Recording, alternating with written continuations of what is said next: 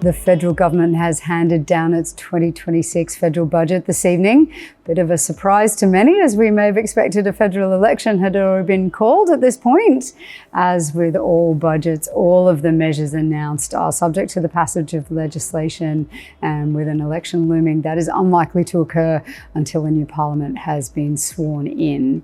With that in mind, Treasurer Jim Chalmers has announced a number of measures aimed primarily at the rising cost of living. So a little bit for everyone. The first was a bit of a surprise, a tax cut for all taxpayers, reducing the lowest marginal tax rate from 16 cents in the dollar to 15 cents in the dollar on 1 July 2026, and a further reduction to 14 cents in the dollar on 1 July 2027.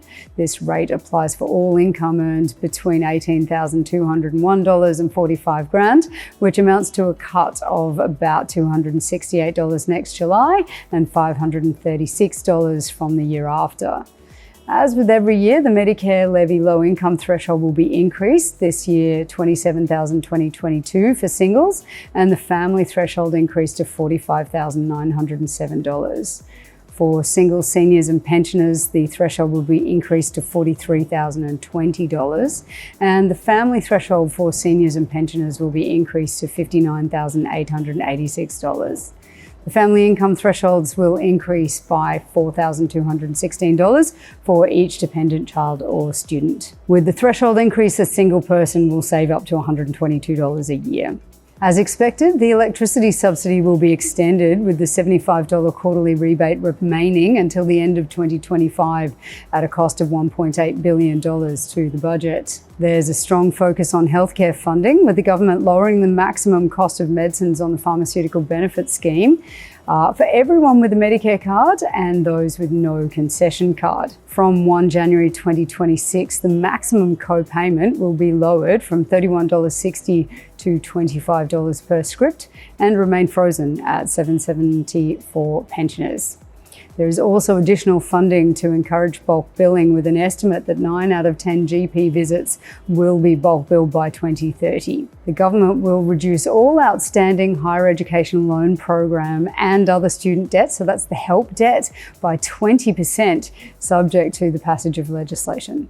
This will affect around 3 million Australians and is in addition to the indexation cuts that have previously reduced outstanding loan repayments. The government will also increase the amount that people can earn before they are required to start paying back their loans, from $54,435 currently to $67,000 in 2025-26. No one will pay more under the new system, and compulsory repayments will be lower for people earning under $180,000 and above the current minimum threshold. For those looking to buy a home, the Help to Buy scheme for first home buyers will be expanded, increasing the property price and the income caps to make the scheme more accessible.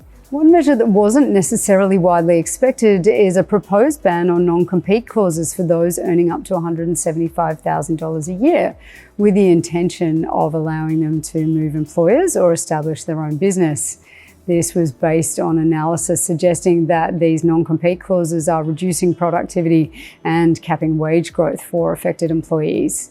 There will be consultation on measures with this one, particularly for higher income earners and for non-solicitation clauses. And finally, childcare, which gets changed all the time, where parents will be guaranteed a minimum of 3 days of subsidised childcare, regardless of how much they work or study, provided that they don't earn more than $533,280 per annum. This is to take effect from January next year and abolishes the activity test established in 2018. So all in all, there's a lot, but they're not massive changes, and they are all subject to the passing of legislation.